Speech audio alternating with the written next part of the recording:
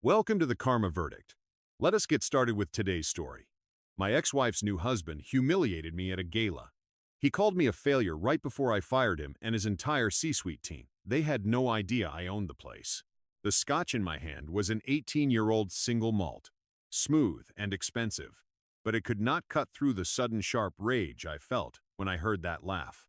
The annual Global Logistics Charity Gala was supposed to be a quiet night for me, a silent investor enjoying the anonymity. That was before Julian Vance, my ex-wife Sarah's new puffed-up trophy, spotted me. He was sitting at a massive VIP table surrounded by his own corporate court, 3 other suits from Global Connect Logistics, GCL, the massive logistics company where he was the executive vice president of strategy. Julian stood up, a massive, obnoxious smile plastered across his face, and loudly clinked his champagne glass. The whole section of the ballroom went quiet. "Well, look who decided to grace us with his presence," Julian boomed, pointing a finger directly at me. He was loud enough to stop 3 waitstaff in their tracks. The great Daniel Hayes did not realize they were letting the unaffiliated in tonight. "Good to see you, buddy. Tell me, how is that early retirement treating you?" "Still figuring out the complex nuances of us daytime television." I was 42 years old. I had sold my first logistics tech company, ShiftStream, for $150 million cash 2 years ago. I was, by any measure, retired. But to Julian, a man whose entire identity was stapled to his corporate badge, not having a job meant not having a soul. I stayed calm. I was wearing a custom-tailored suit that cost more than his monthly car payment, and I took a slow sip of the scotch. "Julian, Sarah, nice to see you both. Everything is going great, thanks. Busy with investments." Sarah, my ex-wife, was sitting beside him. She looked beautiful but strained, her eyes darting between me and Julian's increasingly aggressive expression. She did not look like she wanted to be part of this spectacle.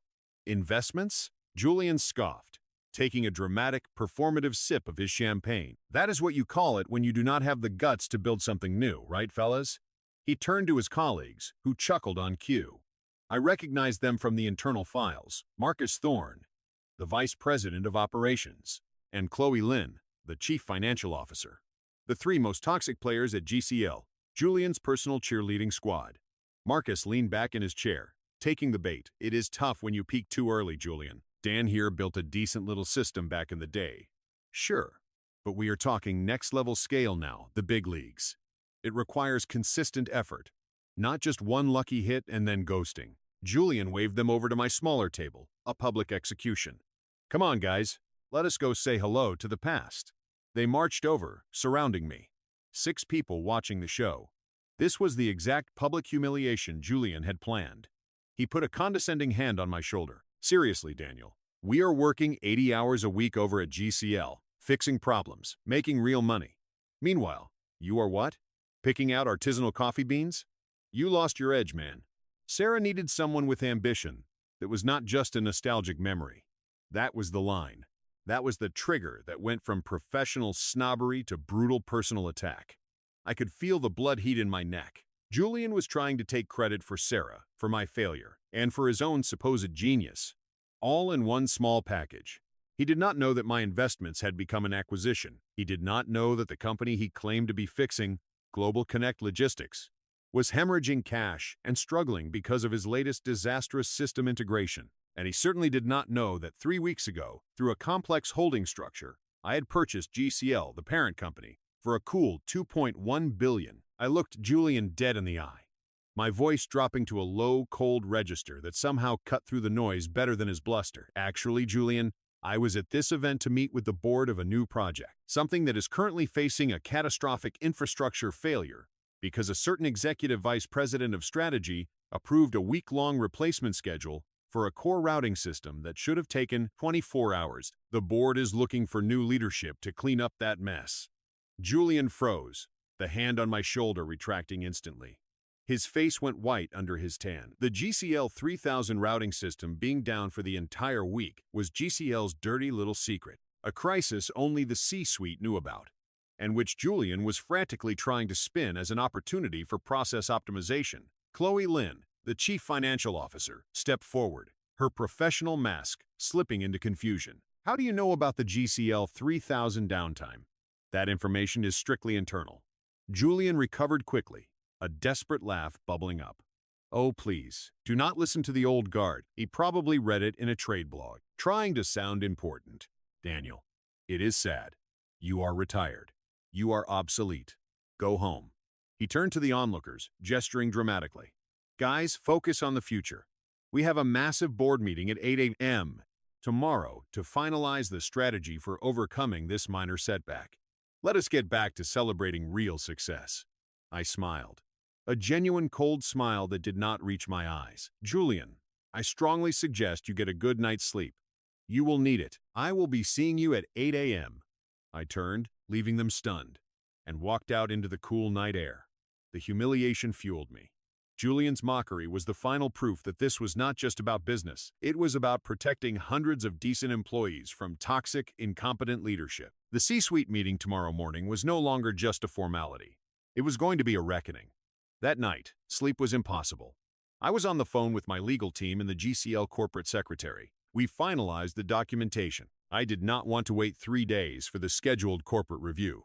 Julian had demanded a reality check, and I was going to deliver it at the earliest possible moment. The system Julian ordered to replace the GCL 3000 was dangerously flawed. A decision made on the golf course, not in the data center. The week-long outage was already costing GCL $5 million a day. A fact Chloe Lynn, his chief financial officer accomplice, had been expertly hiding in the financials. At 7:45 a.m. the next morning, I walked into the GCL headquarters, a place I had never stepped foot in before. My only company was Maria Santos, GCL's corporate secretary and my secret ally, and 2 security personnel I had hired discreetly the day before. Julian, Marcus, and Chloe were already in the third-floor boardroom, along with 2 other senior vice presidents, huddled around a massive table littered with papers and anxiety. I walked in without knocking. The room was tense. Julian looked rougher than last night, his expensive tie slightly crooked. He looked up, his face a mask of annoyance when he saw me. "What the hell is this?" "Security!" Julian shouted, slamming a fist on the table. "Who let this lunatic in here?" "I told you yesterday, Daniel. This is a C-suite meeting. This is not a place for idle retirees." Marcus and Chloe backed him up immediately. "Get out, Daniel. This is confidential." Marcus sneered. I did not react. I walked to the head of the table, stood behind the chief executive officer's empty chair. The former chief executive officer was already gone, having sold his shares to my holding company, and placed my laptop on the polished oak. I looked at Julian. "Relax, Julian. No need to call security. They are here for me, not for you. Yet." I motioned to the 2 guards standing by the door. "I am here because you are. You were right about one thing last night. GCL has a catastrophic infrastructure failure that a new leader needs to clean up. I know about the week-long system outage, Julian. I know about the $5 million per day bleed, and I know about the financials that Chloe conveniently restructured to hide the impending disaster." Julian started to stand, fury and confusion warring on his face. "You are delusional. Get out of my office." I cut him off, raising my voice just enough to command the room. "This is not your office, Julian. It has not been for 3 weeks. My name is Daniel Hayes. As of 3 weeks ago, through Pacific Crest Holdings, I acquired 100% of Global Connect Logistics. I am the new sole owner and chief executive officer." The silence that followed was absolute. Chloe's jaw literally dropped, revealing a gasp.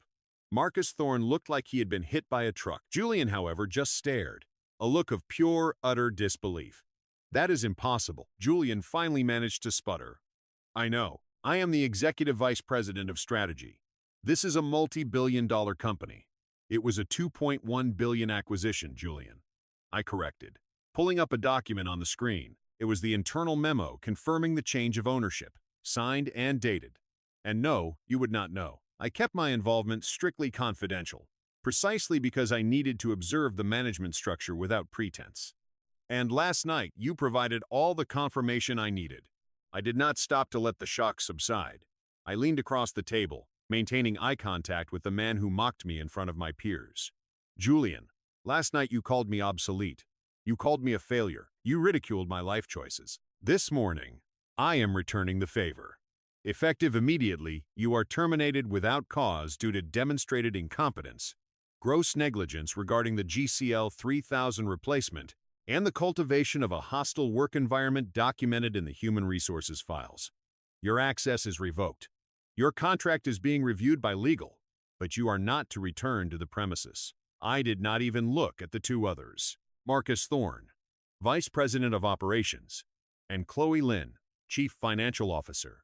Your complicity in covering up the true costs of this ongoing system failure is noted. You are also terminated effective now. Your offices have been secured. Security will escort you. The room erupted. Marcus started yelling about his lawyer. Chloe started crying and frantically grabbed her laptop. Julian was still speechless, his face a sickening mix of rage and terror. He tried one last time. You are doing this because of Sarah. This is personal revenge. I met his accusation with a hard stare. Last night was personal, Julian. This morning is professional. You lost this company $35 million in the last week because you treat critical infrastructure like a side project and your employees like dirt. You are a terrible leader. My decision would have been the same even if I had never met Sarah. But thank you for the extra motivation at the gala. It definitely sped up the timeline. The security team moved in quickly, escorting Julian, Marcus, and Chloe out of the boardroom. The two remaining vice presidents, visibly terrified, stammered their loyalty. I let them sit. Gentlemen, I said, looking at the suddenly silent room, the past is over. We have a crisis. I want a complete, honest briefing on the GCL 3000 failure in 10 minutes. No spin, no lies, just the data. I will be leading the fix personally, and if anyone thinks they can run their department with Julian's kind of arrogance, I suggest you grab your personal effects now. The next few weeks were a blur. I took over the chief executive officer role, diving deep into the tech. My original company, ShiftStream, had specialized in exactly the kind of architecture GCL needed. I flew in my old engineering team, and within 72 hours, we had a temporary system in place, stopping the financial bleeding. The total downtime was reduced from a devastating week to a manageable 3 days. The cultural change was even faster. Once the toxic top layer was removed, the talent buried underneath was phenomenal. I promoted 2 vice presidents who had been constantly suppressed by Julian and Marcus. Employee morale shot through the roof. I had not heard from Sarah directly, but I saw her outside the office complex a month later. She looked tired and defeated. Julian, as I heard, was struggling to find work. His reputation as a political schemer who crashed a multi-billion-dollar company had followed him. Sarah approached me at a coffee stand nearby. Daniel, I heard what you did. What you really did. I bought the company and fired the incompetents, I replied simply. He was abusive after the firing. He blamed me, blamed you. He was a fraud, Daniel. He lied about his success. She paused, looking down. I made a terrible mistake leaving you. You were the real thing. Sarah, I said, my voice quiet but final. I built a multi-million-dollar company while you were with me. When things got hard, you left. You wanted the reward without the work. You chose the appearance of success over the reality. Now that you see the price of the appearance, you want the reality back. But that reality, our reality, is gone. I am moving forward. I finished my coffee, gave her a polite nod, and walked back towards the GCL entrance. Not as the obsolete retiree, but as the man who just saved hundreds of jobs and a multi-billion-dollar company from the hands of the man who mocked him. The sweet taste of justice was less about Julian's downfall and more about the power of competence finally triumphing over corrosive ego. It was the most satisfying day of my entire career. If the story of humiliation and ultimate corporate victory resonated with you, hit the like button and subscribe. Have you ever seen an arrogant boss get a public comeuppance? Share your story in the comments below. If you enjoyed this video, please give it a thumbs up and subscribe to the channel to stay updated with our upcoming stories. Your support means the world to us.